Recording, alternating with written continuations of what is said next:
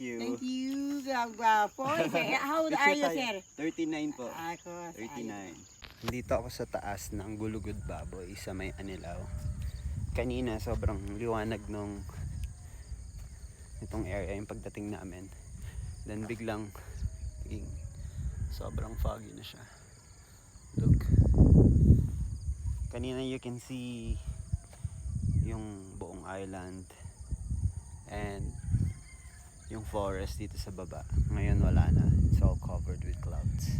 But syempre bago mo ma-enjoy yung magandang view, you still have to struggle first. Syempre, kailangan mo mapagdaanan tong matarik-tarik na mga daanan na to. Okay? Madali lang naman siyang ilakarin kasi may pavement. Tas ito, konti lang yung lalakaran ng lupa. This is me just resting kasi pagod na ako. Look at the view.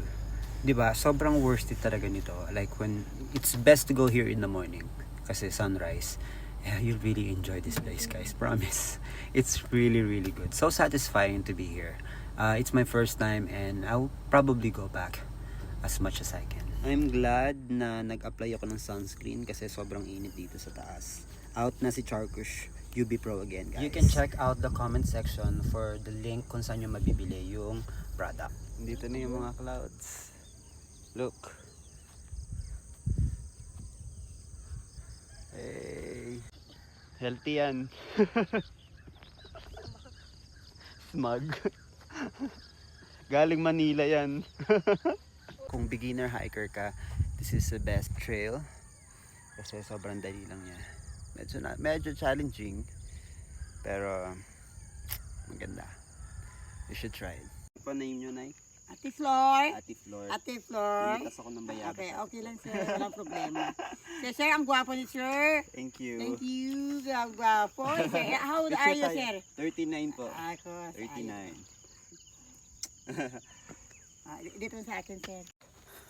So, nakakuha tayo ng bayabas. Here, sa tuktok. Yung view natin.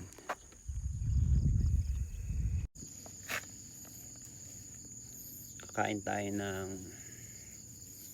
bayabas.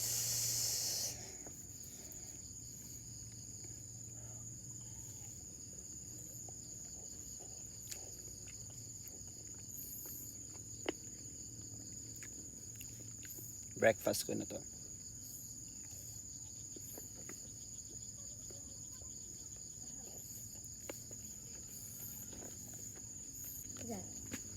Ano name mo ulit? RJ. RJ. Tagaan nila yung guide ko.